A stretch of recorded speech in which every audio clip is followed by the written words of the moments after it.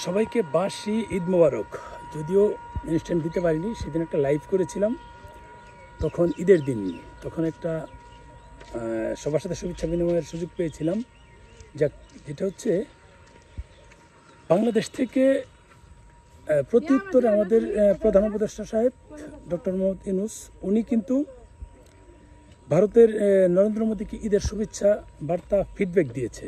কারণ এর আগে ভারতের প্রধানমন্ত্রী নরেন্দ্র মোদী আমাদের প্রধান উপদেষ্টা ডক্টর মোহাম্মদ ইউনূসকে একটা শুভেচ্ছা বার্তা দিয়েছিল। এটা নিয়ে অনেকেই কমেন্টস করতে বলছে যে ভাই বিষয়টা কি। আসলে এটা নিয়েই কথা বলা। আমি সবসময় পজিটিভ দেখি, আমি নেগেটিভ কখনোই দেখিনি। সব কিছুতেই একটা পজিটিভ খোঁজার চেষ্টা করি। যেহেতু বার্তা বিনিময় হয়েছে এবং দুজনের মাঝে যেটা মানে সৌহার্দ্যপূর্ণ কথাবার্তা হয়েছে, যেগুলো আমরা আপডেট পেয়েছি, দুজনই দুজনকে মানে শুভেচ্ছা দিয়েছে এবং ঈদের যে একটা থাকে, যদিও উনি অন্য ধর্মাবলম্বী, তারপরও উনি বাংলাদেশে যেহেতু উনি আমাদের প্রধান উপদেষ্টা ডক্টর মোহাম্মদ ইউনূস দায়িত্বরত আছেন, তাই দেশ হিসেবে কিন্তু ওনাকে শুভেচ্ছা পাঠিয়েছে। এটা ভালো লক্ষণ। এখন অনেকে প্রশ্ন করছে যে এটার ফিডব্যাক বা পজিটিভ কোনো জিনিস আমরা পাবো কি না। পজিটিভ বলতে আমরা যেহেতু দুই দেশের ভিসা সংক্রান্ত কাজ করি, ট্যুর সংক্রান্ত কাজ করি, অনেক বিষয় থাকে এখানে জড়িত। তো এগুলোর কোনো আপডেট আসবে কি না, এগুলো কোনো পজিটিভ কিছু আসবে কি না, আমি ট্রাস্ট করি যে এখানে অবশ্যই পজিটিভ কিছু আছে। যদি পজিটিভ নাই থাকতো, আগে কিন্তু ভারতের প্রধানমন্ত্রী আমাদের প্রধান উপদেষ্টাকে শুভেচ্ছা বার্তা পাঠিয়েছে ঈদ মোবারক দিয়ে, যেটা মানে কি বলে, এক দেশ আরেক দেশকে শুভেচ্ছা বার্তা দিবে, এটাই স্বাভাবিক। কিন্তু বিগত এক বছরে, প্রায় এক বছরে যে দুই দেশের সম্পর্ক খুব বেশি পরিমাণে অবনতি হয়েছিল, সেটা কিন্তু একটা মানে পজিটিভ বার্তা দিচ্ছে। এই পজিটিভ বার্তা থেকে কিন্তু আমরা পজিটিভ কোনো কিছু চিন্তা করতে পারি, এটাই হচ্ছে স্বাভাবিক। যেহেতু প্রতি উত্তরে আমাদের যে প্রধান উপদেষ্টা, তিনিও কিন্তু ভালো কথা বলেছেন, এটা কিন্তু আরও ভালো লক্ষণ।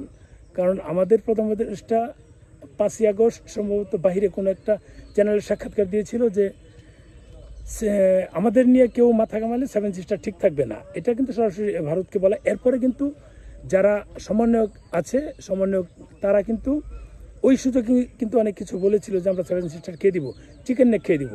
সেগুলো এখন বন্ধ হয়েছে। তার মানে এগুলো বন্ধ হওয়ার অর্থ হচ্ছে যে এরকম কথাবার্তা আমরা সেগুলো পজিটিভ দেখতে পারি।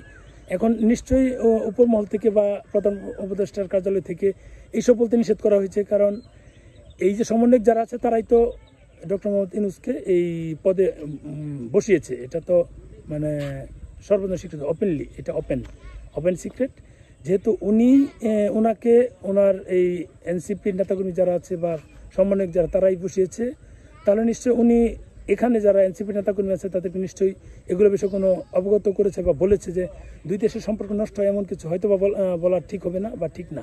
এখন হয়তো বা বলছে, আগে যাই বলুক, সেটা আমরা পজিটিভ দেখি। আমরা চাই উভয় দেশের মাঝে কমিউনিকেশন বাড়ুক, সম্পর্ক বৃদ্ধি পাক, আমরা যেন স্বাভাবিকভাবে চলতে পারি। কারণ ভারত থেকে প্রচুর আমদানি হচ্ছে, আমাদেরও যতটুকু পারে রপ্তানি হচ্ছে। দুই দেশের মাঝে যে আওয়ামী লীগ সরকার সময় চুক্তি ছিল, সেগুলো মানে মোটামুটি সেগুলো কিন্তু অনেক কিছু বন্ধ হওয়ার উপক্রম হয়েছে, সেগুলো পুনরায় চালু হোক, সেটাই আমরা চাই। কারণ আগে আওয়ামী লীগ যেটা করেছে সেটা আমাদের জন্য এখন আমরা ফিল করছি যে খারাপ হয়নি। সেই চুক্তিগুলো আমাদের জন্য ভালো ছিল, সেগুলো বন্ধ করাতে কিন্তু আমাদের জন্য খারাপ হয়েছে। কিছু জিনিস ভালো হয়েছে, যেমন আমাদের এই দিল্লি থেকে যে পণ্যগুলো রপ্তানি হতো, সেটা কিন্তু আমাদের সিলেট থেকে এখন হচ্ছে। এটা আমরা কিন্তু একটা পজিটিভ হিসাবে নিতে পারি।